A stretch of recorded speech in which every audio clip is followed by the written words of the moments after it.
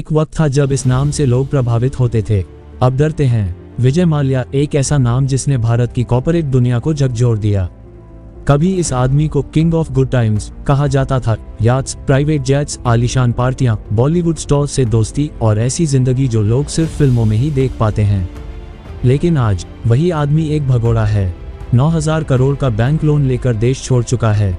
ये कहानी सिर्फ एक इंसान की नहीं, ये उस लालच, घमंड और गलत फैसलों की कहानी है जो किसी को भी जमीन पर ला सकती है, चाहे वो कितना भी बड़ा क्यों न हो। विजय माल्या का जन्म एक रॉयल जिंदगी में हुआ था। उनके पिता विट्ठल माल्या यूनाइटेड ब्रूअरीज के डायरेक्टर और एक सफल बिजनेसमैन थे। 1946 में उन्होंने इस कंपनी के कुछ शेयर खरीदे और जल्द ही पूरे बिजनेस को अपने नियंत्रण में ले लिया। 1977 तक उनके बिजनेस में डिस्टिलेशन, पॉलीमर, बैटरियां और फूड इंडस्ट्रीज जैसे कई सेगमेंट जुड़ चुके थे। लेकिन 1983 में विट्ठल माल्या के निधन के बाद सिर्फ 28 साल की उम्र में विजय माल्या को इस साम्राज्य की कमान सौंप दी गई। उस वक्त कंपनी का टर्नओवर 300 करोड़ था, लेकिन विजय माल्या अपने पिता की तरह नहीं, उनसे एक कदम आगे थे। वो सिर्फ बिजनेस नहीं करना चाहते थे, वो दुनिया को दिखाना चाहते थे कि मैं भी कुछ हूँ। उन्होंने केमिकल, मीडिया, मैगजीन, यहाँ तक कि बॉलीवुड में भी हाथ आजमाया। लेकिन असली सोना उन्हें वहीं मिला जहाँ से उनकी विरासत शुरू हुई थी, शराब का धंधा। यूनाइटेड ब्रूअरीज के तहत उन्होंने किंगफिशर बियर को इतना पॉपुलर कर दिया कि ये हर पार्टी की जान बन गई। अब माल्या सिर्फ एक बिजनेसमैन नहीं, एक ब्रांड बन चुके थे। वो दुनिया के सबसे स्टाइलिश अरबपतियों में गिने जाते थे। IPL में रॉयल चैलेंजर्स बेंगलोर की टीम खरीदी, मॉडल से भरा किंगफिशर कैलेंडर निकाला। हर चीज में ग्लैमर था, शो ऑफ था, पावर थी। लोग उन्हें भारतीय रिचर्ड ब्रांसन कहने लगे थे। लेकिन फिर आया 2005 और उन्होंने लिया अपना सबसे बड़ा फैसला, किंगफिशर एयरलाइंस शुरू करने का। मकसद था भारत की पहली लग्जरी एयरलाइन बनाना, जैसे आसमान में उड़ता हुआ 5 स्टार होटल।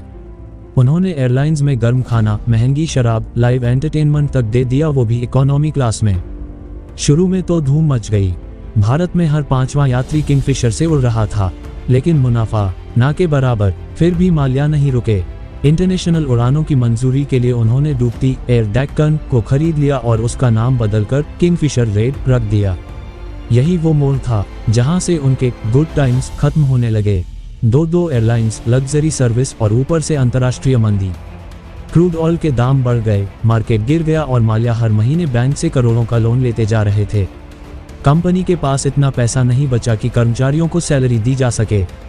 7 महीने से एयरलाइन स्टाफ वेतन के लिए संघर्ष कर रहे थे, प्रदर्शन कर रहे थे और 2012 में किंगफिशर एयरलाइंस पूरी तरह बंद हो गई। अब तक माल्या पर 17 बैंकों का 9,000 करोड़ का लोन बकाया था। उन्होंने कई बार मीटिंग की, इन्वेस्टर्स ढूंढे, सरकार से गुहार लगाई कि विदेशी निवेश को मंजूरी दी जाए, लेकिन कुछ नहीं हुआ। और फिर 2016 में विजय माल्या एक मीटिंग के बहाने देश से निकल गए, लंदन भाग गए। बैंक, CBI, कोर्ट सब पीछे पड़ गए। लेकिन तब तक बहुत देर हो चुकी थी।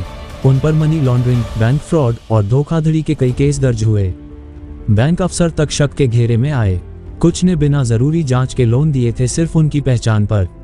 आज भी भारत की कई एजेंसियां कोशिश कर रही हैं कि उन्हें लंदन से वापस लाया जा सके। उनकी भारत में जितनी भी प्रॉपर्टी और असेट्स थे, वो सब बेचकर बैंकों ने करीब 80% लोन रिकवर किया है। लेकिन ये कहानी सिर्फ पैसों की नहीं है। ये कहानी है एक इंसान की जो शौक, घमंड और गलत फैसलों में अपनी जिंदगी और नाम दोनों डुबो बैठा। विजय माल्या की ये कहानी आज भी हर बैंक, हर बिजनेसमैन और हर युवा के लिए एक बड़ा सबक है कि सफलता के साथ विनम्रता और बिजनेस के साथ जिम्मेदारी भी जरूरी होती है। तो दोस्तों, आपको क्या लगता है, क्या विजय माल्या को भारत लाया जा सकेगा? क्या बैंकों को पूरा पैसा वापस मिल पाएगा? नीचे कमेंट में बताएगा। और अगर आपको ये कहानी पसंद आई हो तो इस वीडियो को शेयर करना और चैनल को सब्सक्राइब करना मत भूलिए। धन्यवाद।